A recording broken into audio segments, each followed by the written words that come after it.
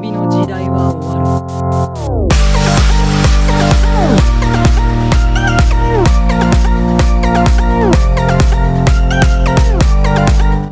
Hi guys, it's your boy Ambush Whatever here, back with our video, and for today, I'll be doing a new part of What If Deku was in Demon Slayer or Kimetsu no Yaiba, Part 8. Before we continue with the story, I would like to say I'm really sorry guys for not uploading last week. I was really busy for my exams as well as me being a part of a basketball team and playing, so I got a little bit tired. So yeah, and I just got off from playing today, so I really hope you enjoy this.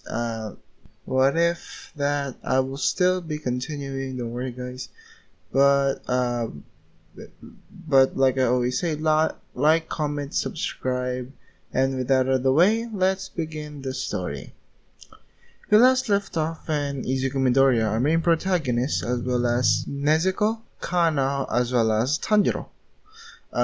After doing their the heroes versus villains, their personal heroes versus villains, they were essentially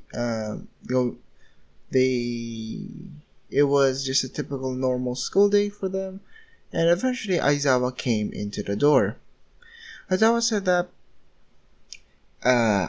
students, class 1A, you are going to be deciding on the very, and I do mean very important thing that you need to decide in your school, which everybody was a little bit, tensed because of this, because they thought that this was going to be an exam or something like that.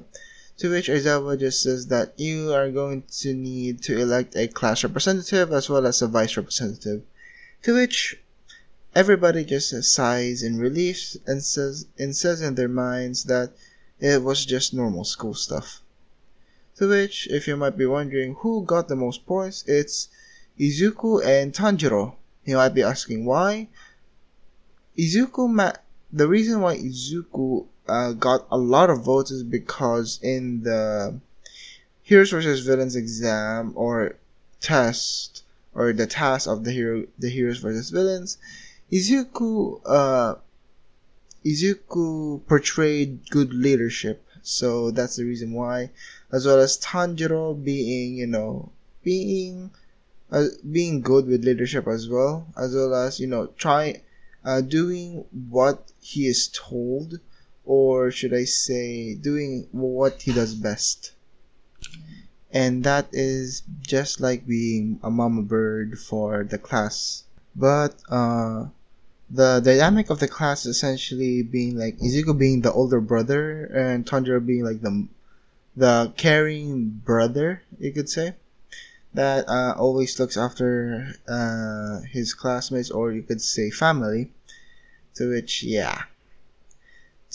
it was just like any normal day. They went to lunch, and while going to lunch, they walked by the teacher's lounge, and the news was, let's just say there was a TV there, and the news was blasting, or you could say that you could hear the news on the TV, and essentially the reporter said that an unidentified ore went missing just a few moments ago. To which, it's gonna be complicated of what you'll be understanding why I picked that kind of situation, but that's for the future, or later you could say. But Izuku catch to that and made a mental note, and they went to the cafeteria. Izuku gets for his lunch he gets katsudon, and Tanjiro takes, let's say, ramen. Essentially just like the same in Demon Slayer, what he ate with Nezuko, and they both ate that as well. And Kana ate about a pork cutlet, To which, yeah.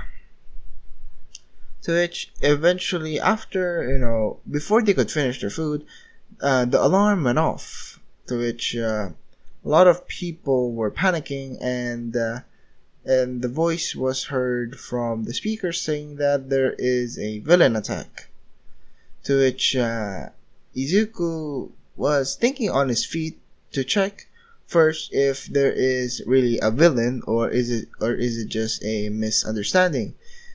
Uh, you might be wondering why would Izuku do this? Is because being a leader of and essentially being known for being a good swordsman, he has to have good intuition as well in the face of battle. So he needs to observe his surroundings, look at what is the cause of this. To which, when Izuku looks outside, it was just the reporters. And to which Izuku managed to scream and essentially getting everyone's attention and saying that it is just the media. Don't you guys worry. We are a bunch of heroes. Why are you guys being scared? We are future heroes of this generation, and why should we be afraid of villains? We are supposed to be heroes in the future that will protect the citizens of Japan. And why are we so worried? There are still pro heroes in the scene. There are Razorhead, Midnight, Power Loader, and All Might. Why are we so worried just because a villain came in? To which everybody starts to calm down and went back to their separate classrooms. To which everybody still agreed that Izuku should be the hero, or not the hero, but the class rep. So, time skip a few weeks. Yeah, time skip not really a few weeks, a few days. It was about, let's just say, Thursday. Thursday. And Izuku was in class, just listening to what Aizawa was about to say and slash announce. To which Aizawa announced that they will be going to the USJ. A lot of people start to wonder what the USJ was. A lot of them, especially Mina, thought that it was the Universal Studios Japan. To which Aizawa declined that immediately, or shut that thought down by saying that it's the unforeseen simulation joint. To which, yeah, Izuku was taking notes about this and writing it down, being still the normal Izuku that we all know and love. To which, yeah, and they said, Aizawa said that tomorrow you're going to be going to the USJ with the whole class. I would recommend you guys on wearing your P uniforms, but you're allowed to use your hero costumes to get more acquainted, or to get more used to wearing your for you guys to get used for wearing your hero costumes in the future. And that's all. Class dismissed.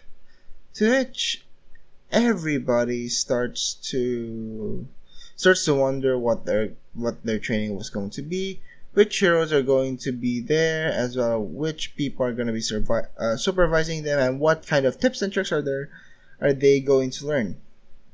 So eventually the next day came, and we see Izuku, Nezuko, Kano, and Tanjiro going to the bus in an orderly fashion, sitting in the appropriate seats that Izuku assigned them to be. This is a matter of more on seat arrangement in class, so it essentially based on the class seating. So, but some of, obviously not, you can't essentially control everybody, so, or tell everybody what to do. So some of them are trying to be bad boys or bad boys slash bad girls, and they just essentially just don't sit on their seat and just goes to their friends to talk. To which Izuku doesn't mind, and Ida was a little bit, concerned about this because, we all know the Ida personality, that Ida is not that laid back, you can say. He's more strict. So he was getting a little bit, uncomfortable because of Izuku neglecting his job, to which uh, to counteract that, Izuku just does nothing, to be fair, because like I said before, you cannot really control everyone, or in a sense that you can't really please everyone that you meet, because some of them might, disobey you and so on. So yeah. So eventually, about a 5 to 10 minute drive to the USJ, they arrived. And what they saw was like a stadium of some sorts, but it had a UA logo on it, so they went in. When they went in, they were really surprised at how amazing it looked in the inside. To which there were a lot of facilities like training ground for mountains, as well as a shipwreck, as well as a fountain in the middle. Huh. To which, yeah, there's a lot of stuff in here. To which Izuku has a tingling feeling. He doesn't know why, but he's on guard. And actually talked to Kana, Tanjiro, as well as Nezuko, saying that, guys, I have a bad feeling about this. Tanjiro, can you smell it? To which Tanjiro just says, yeah, I smell a little bit of, it's something doesn't feel right for some reason. I don't know why. To which, after admiring the whole decorations of the USJ or the facilities, they were interrupted by a voice saying that we are here today to kill All Might. Yes, it is the League of Villains, or the LOV, or Love for short. To which they, one by one, they came out of something, a purple portal of some sorts. To which Izuku just says that, okay, so that was the tingling feeling that I felt, that it was really bad, I guess. So, what should we do? To which Tanjiro, Kana, Nezuko looked at Izuku for a second. So Izuku looked at them and says that, what is it? To which Izuku asked the trio, and Tanjiro responds by saying that, don't you have a plan for this? You usually do have a plan if ever there is something wrong. To which Izuku just says, well, true, there is still a plan, but that's really difficult to say because it's not really, for this kind of situation, but I still have a plan. But I'll just come up of a plan later and say that to you guys, okay? To which, yeah. And eventually they start to huddle for their plan and so on, brainstorming that's a lot of ideas. While Shigaraki, or should I say handyman, oh my god, or crust lips and lip balm enthusiast. Yes, sorry for bad mouthing Shigaraki, but can't you blame me? It's Shigaraki from season 1. He's not that really, mature, so you can't really blame me for saying that, he's a little childish. So yeah. But yeah, it's Izuku just, after talking to Tanjiro, Kano, and Nezuko, they come up with a plan. And the plan is to essentially ask his classmates about what are their pros and cons about the quirk and so on. To which Izuku managed to gather a lot of information and managed to say that to Ida that he should go out of the USJ to want to get the teachers, to which Ida contradicts, saying that you're faster than me. To which Izuku just says, "True, I am faster than you. However, I'm needed in this situation. You, on the other hand, are the fastest among us if we count the engines on your legs. You're the fastest among us. So you are the best fit to be the person to alert the pro heroes." So if you might be wondering who are the people that are in the USJ, it's 13 as well as Aizawa. To which 13 tries to protect the students after protect the students. However, she got injured because of it.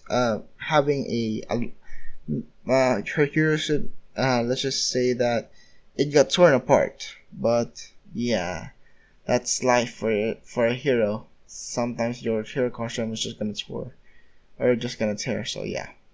So Izuku managed to talk to his classmates before they got teleported, and yes, and I do mean teleported.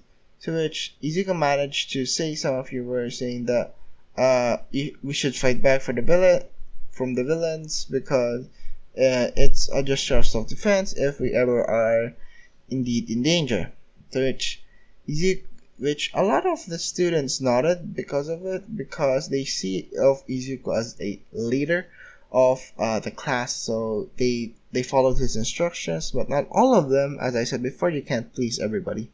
So yeah, Izuku just was teleported to the shipwreck zone. Yes, that's normal. But the only thing that is different is that instead of Minano being here, it's Kanao. Why is that? Well, it's just the odds, you could say. To which obviously Suyu was there as well, so that's a plus. Best girl Suyu, by the way. Best girl for me. But yeah, Izuku was discussing a plan with Suyu or Asui-san, as well as Kanao, or his sister-in-law. To which Izuku just says that we should get off this boat. While I was dropping to the ship, I saw a few villains underwater that may be a problem to us if they surfaced or something like that. So we should as well defeat them all, if you could say that. But I don't really have a move to do to make it to where that we get out safely. To which Kana just raised her hand and said, "Why not use that technique?" To which Izuku just says, "No, I'm not gonna use that. That technique is only for special situations only, if I really need it, Kanao. But for now, it's not really needed that much. As I said before, it's for dire situations, okay, Kanao?" To which Kanao just says, "Yes, I know. But it would be a lot easier." To which, yeah, it would be, but the only problem is how hard it is to control that power. To which Kanao just says that that's true. To which Izuku just used his brain for this and actually just jumped from the ship to the land. To which a lot of the villains were the underwater villains were, let's just say, weren't happy about this, and let's just say resurfaced and tried to attack Izuku. To which Izuku managed to incapacitate them. Not kill them, but incapacitate, just knock them out, to say the least. To which Shigaraki was throwing a tantrum because saying that that Izuku cheated, he cheated. To which he just says that, "Kurogiri, bring out the Nomu." To which Kurogiri just yeah, Kurogiri just says that certainly. To which they bring out this thing with muscular arms, but there's a this thing has slit eyes with this thing has red eyes with slits on them. To which Izuku just says, "No, it can't be." To which, yes, if you might be wondering why the Nomu is being like this, it's because the order that was missing earlier, that was a vital point in this part, is Muzan's blood, or you could say it became an ore. You might be wondering why it became like this. That's because I took inspiration from Minecraft, that's saying that looking from the ores and stuff like that, from the ores of if you play the Demon Slayer mod, it essentially is just like the same. However, the the the Muzan's blood is the only thing different. Is that you have to, you know, grab ore and essentially mine it down. But for this situation, they, because of advanced technology, they managed to create a serum. To which the Nomu rushes at Izuku, to which Izuku dodges this immediately without hesitation and tried to strike but gets blocked by the Nomu. To which Tanjiro sees this and says that Himakage Kagura. To which he essentially rushes to the Nomu with sun breathing and managed to just cut off his arm. Not the head, but just the arm. To which Izuku just says, "Thanks, Tanjiro." To which Tanjiro just says, "Don't mention it, man." To which Izuku just says that you just really pissed me off, huh? To which Izuku grabs his sword and says,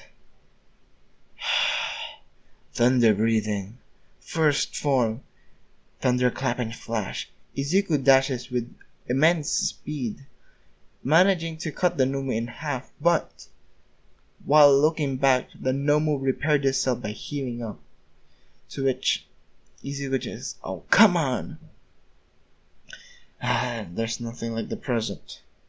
To which Izuku tried to defend from the Nomu, because the Nomu was a little bit more powerful than the canon one because of Kibutsuji's Muzan's blood. That's the only reason. So yeah, to which Izuku just tried to attack more, just trying to, finish the job easily. But the only problem with that plan is this is a quirk demon, not the normal demons that Tanjiro, Zenitsu, as well as Inosuke counteract when they go demon hunting. It's just normal. It's a little bit more advanced. So yeah. So which after that they just they still fight to essentially like their life depended on it. To which Izuku just I'm tired of this. Izuku managing to release stars from his head, and you can see that he has a mark on his head down to his eye, not his eye, but going around it, to say the least. And it was stars like the galaxy, or as you could say, a galaxy with an infinity symbol on it. To which Izuku just was not having it today and just finished the job immediately using sun breathing technique, the most powerful breathing technique, by the way. To which he cuts the head off of the Nomu and it didn't regenerate this time. To which Shigaraki made more of a let's just say like Dabog, or you could say he was essentially saying that being a sore loser, saying that it doesn't count, you cheated. To which before Shigaraki could continue, the heroes came in the USJ, and Shigaraki needs to get away. To which uh Kurogiri opens a portal, to which Shigaraki goes into the portal and leaves, leaving a lot of the well, not really civilians but the villains there. To which the heroes ask for testimonies from the students, and Izuku managed to give off the most information because of fighting the Nomu and so on, so like that. To which they grab the Nomu and were going to do more quote unquote research. But yeah, to which they just went home for today because they were so exhausted about the media. I know Izuku was exhausted, but I don't know really about the others. But yeah, Izuku just, let's just say, sleep in his bed with a happy face and as well as thoughts running through his mind. To which the thoughts were, is Muzan really dead? I know I killed him, but is Muzan Kibutsuji still alive? And that's it. That's where I'm gonna be leaving it off. Sorry guys for if it's a little bit short and if I rant on. I'm really tired, to be fair, but I just noticed that I said that this was what if Deku was in Kimetsu no Yaiba. I'm gonna recorrect myself and say that this is what if Deku had all the breath styles. I really hope you enjoy. But like I always say, like, comment, subscribe, and see you guys later. Bye!